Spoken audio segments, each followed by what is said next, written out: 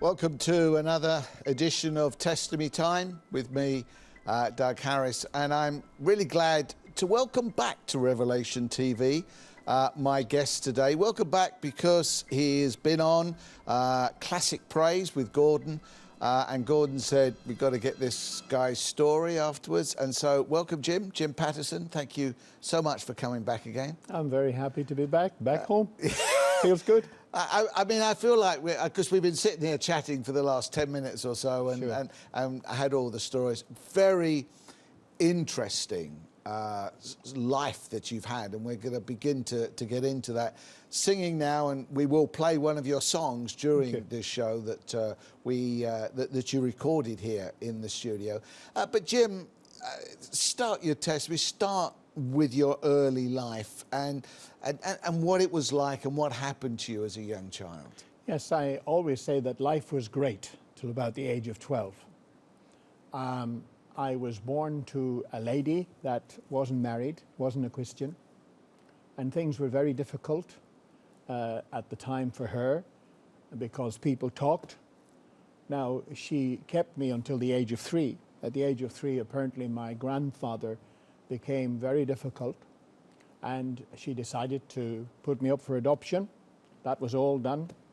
So from the age of 3 to the age of 12, I can say life was really idyllic. My adopted parents had a small farm. I couldn't wait to get home from school. School was up the lane, about, I suppose, 1.5 miles, 2 miles, up the lane and across the road. Couldn't wait to get home from school so that I could change and get alongside my dad. My dad was one of those that everything he was doing, he would say, Jim, and in Ireland, I'll use the Irish language, come here, come here. Now, I'm not trying to be the guy with the Wellingtons, but he would say, come here, let me show you this. And so I learned lots of things because my dad took the time to show me. I loved him, Doug. I was almost saying then that I idolized him, but in the right sort of way. He was a man that he would take me to Sunday school, he would take me to church, and it was fantastic. But unfortunately, he got septic poisoning in his ring finger, went to hospital to have the finger lanced, and I remember waving bye-bye to him and then looking out across the valley. This is in Northern Ireland, and folks listening and folks viewing may know of a place called Ballygolly. Somebody once said if you weren't so ballymena with your ballymoney, you could have bought a ballycastle for your ballyhome. Well, okay, well, I'm glad I only said it once. Ballygolly is in County Tyrone, about 25 miles or so from Belfast. And I remember looking across the valley and seeing the bus go by and thinking to myself, about an hour or so. And so every bus that came back, I was watching because I believed my dad would be on one of those buses. Well, the day went and it came to evening time, night time, and the reality is that Dad died in hospital, not from the septic poisoning, but his heart failed. And I never saw him again. And I wish I had it done, because I remember a little fella, I was 12 years of age, all these people behind this hearse, and I'm right beside it, and I'm thinking, you know, my dad's in there, and I never got a chance to say bye-bye and all of that. What, as you say, up until that, it was great. Life was great. What began to happen in those weeks, months after your father's sudden death? Well, I lost my dad, and then I lost the farm, and on the farm, you know, I had a pet dog, and I had a donkey. The donkey was called Jackie. Even the hens and the ducks, they all had names. The cows, everything had a name, you know. And then the farm was sold. Now that left me with a mother, bless her, and I have forgiven her years and years ago, because the Bible says if I don't forgive, I won't be forgiven. Yeah. And I wouldn't be able to say the Lord's Prayer, because the Lord's Prayer says, Our Father which art in heaven. Then it says, please forgive me as I forgive those. So I've forgiven my adopted mother years ago. But the thing is, after Dad died, she became an angry person. I think she was angry with God. She was angry with her circumstances. She had lost her brother when he was 19. He was killed in a bike accident. And now she was left without a husband and left with this young boy growing up. She already had 3 girls, but they were all away, married, with their own families. And I think really, Doug, looking back, she did the best she could, but, she hadn't read the book that said you shouldn't hit your child around the head. You shouldn't strip your child at the age of 17 and beat it with a sally rod. A sally rod in Ireland, it's a thin rod, and boy, it hurts. When you get hit with that, it will leave a welt in your skin. I say again, I forgave her years ago, and I only use that to explain why life became so miserable for me, I decided to run away. Yeah, I find that interesting because I didn't know all the ins and outs behind that. But you get to this point where, yeah, you can't stand it anymore, you run away, and you think you're going to run away to something better, but you didn't in the end, did you? No, I didn't really. I came to England and, making a long story short, began to build this new life. Coming now 17, I was 17 when I ran away, so I'm now 17 and a half, 18 going on.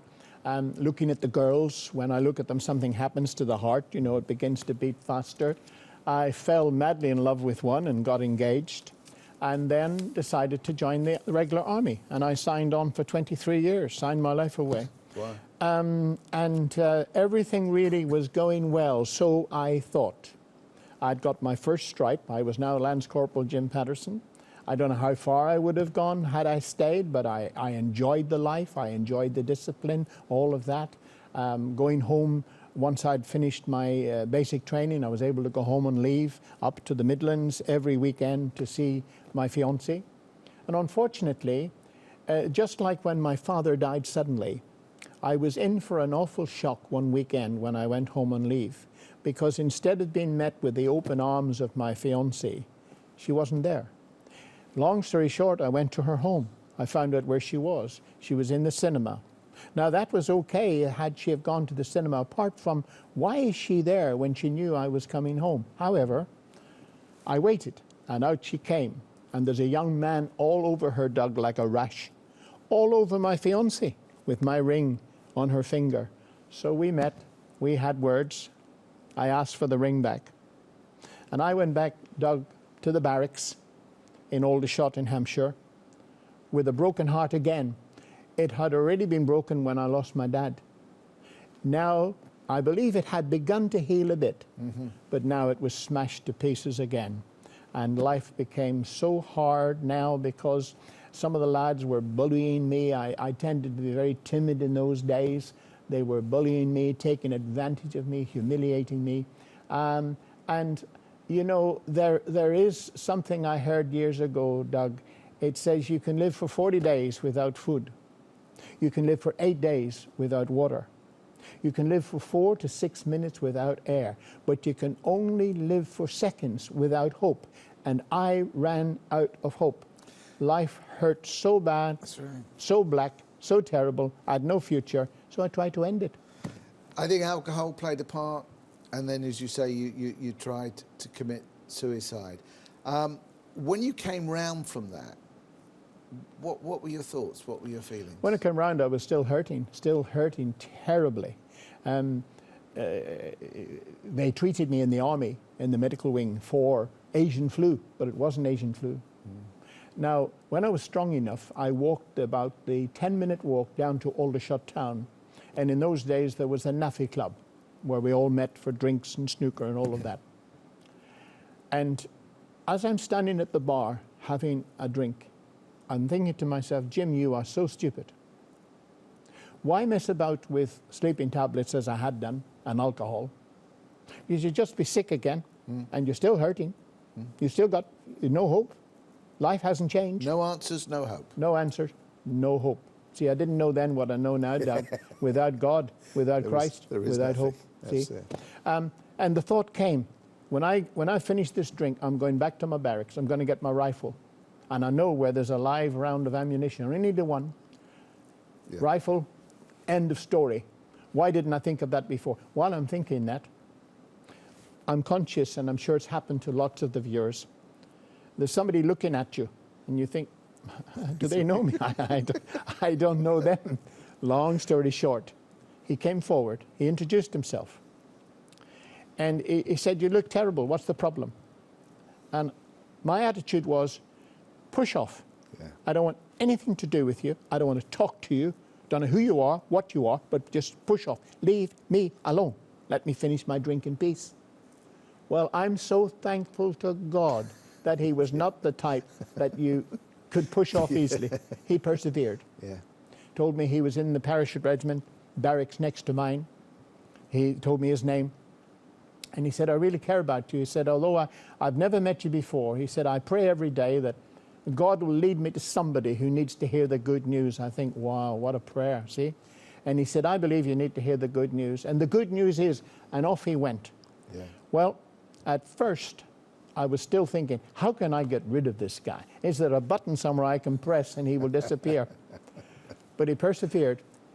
And as he shared, I can only call it good news. How that God loved me. God had a plan for my life. And God could heal my broken heart. And God could dry my tears. God could give me a new life. God could give me hope. And then he said, and God will forgive you for trying to take your life because that was wrong. Now, I didn't think, well, who does this guy think he is talking to me like that? I knew in my heart it was wrong. And the more he talked, the more sense it made. And then he said, Doug, he said, "I'd like to pray for you." Now, he was quite loud as it was, about 300 people in the bar. And I'm thinking, oh, God, no. Oh, no, not here. And everybody's going to be looking at us. And he must have read my face because he said, "I don't mean here."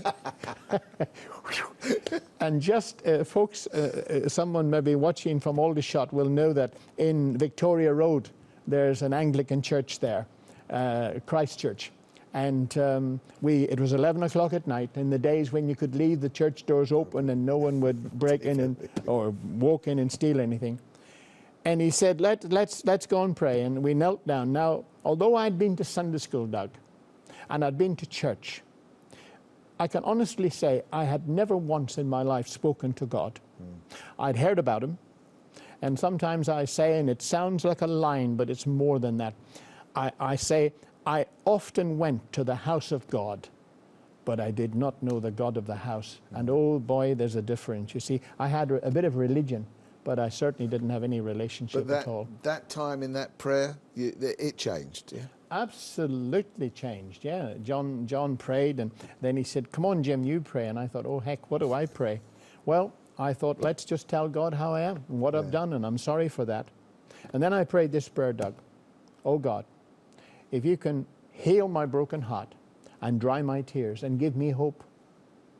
I said, I'll go to the nations of the world and I'll tell them of the hope you gave me. Well, I can honestly say that at that moment, I felt somebody hug me. Now, that does not mean that someone watching who prays that prayer, they're going to feel somebody hugging them. In my case, I really felt somebody hug me.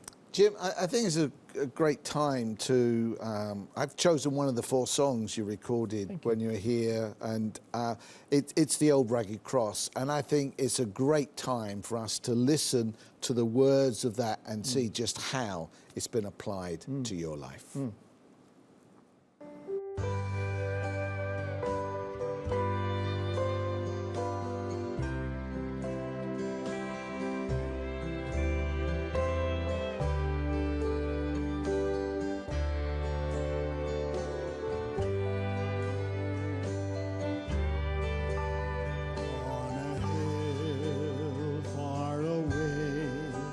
Stood an old rugged cross, the emblem of suffering and shame. And I love that old cross where the dearest and best for a world of lost sinners was slain. So I'll cherish the old rugged cross till my trophies at last I lay down. I will cling to the old rugged cross and exchange it someday for a crown. In that old rugged cross, stained with blood so divine, a wondrous beauty I see. For 'twas on that old cross Jesus suffered and died to pardon and sanctify me. So I'll cherish the old rugged cross till my trophies at last I lay down. I will cling to the old rugged cross and exchange it someday for a crown. To the old rugged cross I will ever be true. Its shame and reproach gladly bear.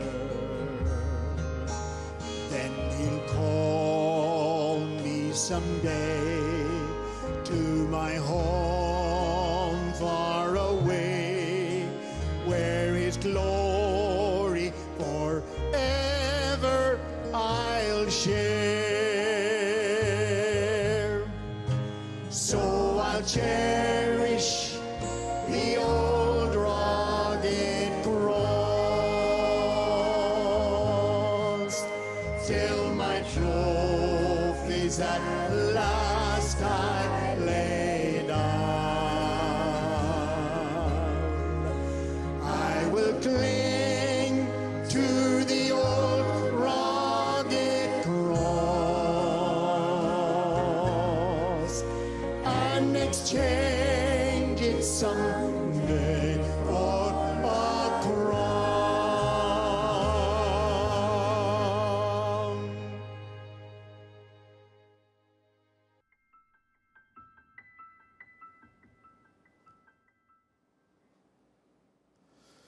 The old rugged cross, not just a song, is it, Jim? Because it was very real for you. We left you at that point where you were praying and you were seeing, as you said, for the first time, the reality of who God was, what Jesus had done. Did everything change for you immediately? I think what you were saying is at that point you knew you had hope. Did that take a while to permeate through your life? No, not really. I got off my knees that night, so full of real joy, real happiness, real hope. I was so excited. I really did want to tell everybody about this great joy and this great change. You see, I know now what I didn't know then. Paul the Apostle, he said in 2 Corinthians 5:17, he said, if any man be in Christ, be in a relationship with Christ, has Christ in his heart and his life, then he's a new creation, a new creature. Old things are passed away. All things can become new. I used to smoke. After that experience, I didn't want to smoke. Right. It would make me sick. Yeah. I used to drink quite heavily. I didn't drink anymore, apart from water and tea and coffee, you know. Yes, my life did change. And one of the songs, and this is not a plug for you to play another song because I know there isn't time. If there was, we could. Maybe another program. But one of the songs I sing, and how true, He touched me. Yeah. Who did? Jesus did. He touched me, and he made me W-H-O-L-E. He made me whole from the crown of my head to the soles of my feet. He made me whole, Doug, spirit, soul, and body. But it wasn't going to be easy. I think sometimes people feel that once you become a Christian, there are no more troubles in this world. But you've, even after becoming a Christian, you've had your share of real difficult times, but you've proved God through them, haven't you? Yes, indeed. Another song that I sing it talks about He giveth more grace, and I have proved that grace. I don't like using the term first wife, but let me explain. Christine, who I got married to in 1960, went to be with the Lord in 1983. But the marvelous testimony that I have is God brought me through the most difficult time when, having been married just 6 months, the doctors came and they said, after doing some tests, etc., Mr. Patterson, they took me aside, Mr. Patterson, we're very sorry to have to tell you this, but your wife is in the advanced stages of terminal cancer. There is nothing we can do. What went through your mind? What happened to you at that point when that... What went through my mind very briefly was, oh God, how can you do this to me? Yes. How can you do this to me? Why? What has she done wrong? You can't, I mean, I'm not joking now, but you know, the famous tennis star used to say, you cannot be serious. Yes. And I felt like that at the time. Yeah. But the thing was, once I got over that, Christine was in hospital and faced a very major operation. They're trying to rescue her. Doug, I remember that night, not knowing if I'd ever see her again. I left her after seeing her, you know, she had the operation and she had various life support systems, etc. And I knelt by my settee and I was banging on the settee. Oh God, how can you do this? I said, oh God, please, please, please don't take her. And Doug, this may not be true for everybody, but I heard God speak. And the voice said this very clearly, Jim, if Christine should die, would you still serve me? And now the tears came. Yes. And I said, oh God, I'll serve you. Whatever happens. And my mind, even as a young Christian then, my mind went to Abraham and the sacrifice of his son and other stories in the Bible. And I said, oh God, but please don't take her. Please don't take her. Now, next morning, I went to the hospital early. I could not believe what I was seeing because Christine was now free of every possible tube, life support system, everything removed. She got a beautiful pink cardigan on, eating breakfast. An absolute miracle had taken place. Doug, I know there are precious people watching and saying, well, why didn't that happen for my husband or my wife? I understand. I wish I had those answers. I don't. But I do know this, that God is a God of love. God is a God with a tremendous plan for each one of us, even before we were born. And sometimes, like the Apostle Paul who prayed, God, he said, take this trial out of my life. And Paul says, 3 times I prayed that. And then he said, but God said to me, no, Paul, I'm not going to take it away, but this is what I'm going to do. I'm going to come alongside you. I'm going to strengthen you, pour my power and my love and my presence into you, and you'll find that my grace is sufficient. God's grace was sufficient. We got through. In other words, there may be difficulties which we can't immediately accept. We can't immediately praise God for. But as we seek him, he will give the grace for those things. Is this something you've proved in the years since, Jim? Yes, indeed, yes, because then Christine went 18 years cancer-free. The thing, I would say, don't know about coming back, but she had another attack. Again, it left. But then Christine went to be with the Lord in 1983. I believe that was the time. And another time, maybe I can share about how I knew it was time to release her. But in my own case, move on a little bit, 1987, God brought alongside a lovely lady called Ruth, who I am still happily married to. Ruth and I married 1987, and then a few years later, 1989, we met a pastor from Uganda. We're called to Uganda to help.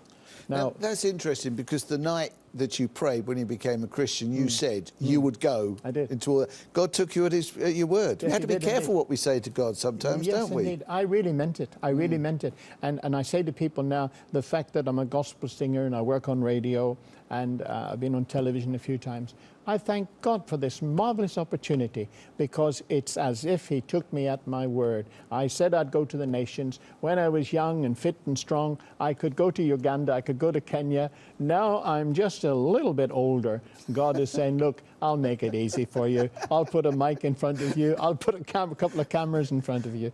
But yes, I needed help in Uganda, is why I'm talking about Uganda, because I had the second heart attack there, 2 heart attacks there. I'd had one just after Christine died, and that was awful. It concerned me greatly because my daughter was only 14 when my wife died, and I remember the morning the attack came, I again cried out to God in desperation. I said, oh God, please, my poor daughter has already lost her mum. Please don't take me. Please, in your mercy, will you extend my life so that I can see her being brought up, and I don't see her without a dad? Jim, we've run out of time.